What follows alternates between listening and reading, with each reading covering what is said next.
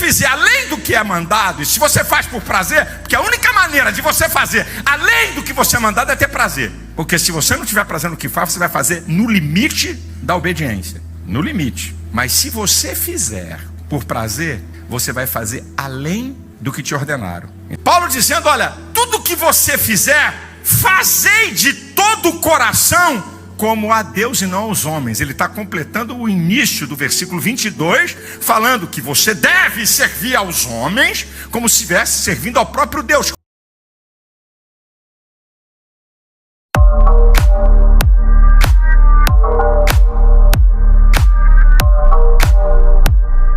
A segunda característica fundamental para ser um cristão verdadeiro: servos do Senhor Jesus. Para ser um verdadeiro cristão, tem que ser servos do Senhor Jesus Cristo. Olha Paulo em Romanos 1:1.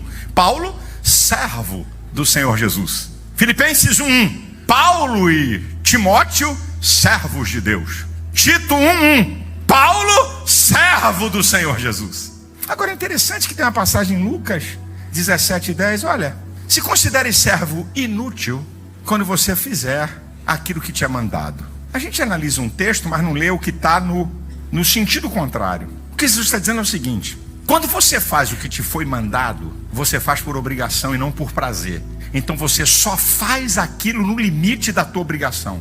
Então, para você não ser servo inútil, você tem que ter prazer no que você está fazendo e fazer além do que está te mandando. A Bíblia não está declarando que todo mundo é servo inútil. Jesus está declarando que quando você faz somente a sua obrigação, você é um servo inútil, porque você só fez o que foi mandado. Em outras palavras, ele está querendo dizer o seguinte: olha, se você fizer além do que é mandado, e se você faz por prazer, porque a única maneira de você fazer além do que você é mandado é ter prazer. Porque se você não tiver prazer no que faz, você vai fazer no limite da obediência. No limite. Mas se você fizer por prazer, você vai fazer além do que te ordenaram. Então você não vai ser servo inútil. Aqui estão as marcas do servo. Primeiro, a obediência.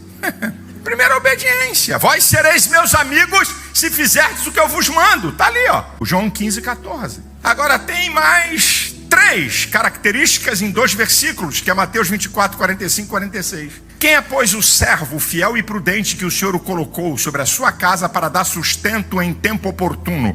Bem-aventurado será esse servo quando o Senhor voltar o achar assim. Aqui tem mais 3. Fiel, honesto, íntegro, cumpre a sua obrigação. Prudente, evita dano e erro, não causa problema. O que faz, toma cuidado. Não posso ser escândalo, não posso ser instrumento para enfraquecer outros. Prudente e produtivo. Servo, produtivo. É igual a parábola dos talentos de Mateus 25:14. Ele usa a mesma palavra para o produtivo, servo bom e fiel. E para o que não é produtivo, o negligente servo. Onde é que você está?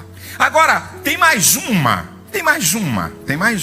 A obediência, a fidelidade, a prudência, a produtividade e, quinto lugar, servir aos homens como se serve ao Senhor.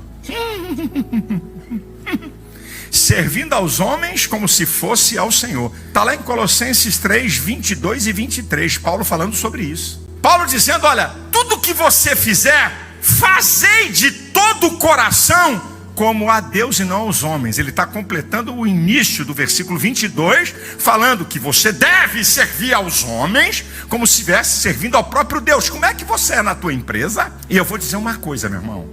Quando você obedece esse princípio, eu garanto que você nunca vai perder o emprego. Porque se você servir aos homens como você serve a Deus, não vai faltar emprego para você.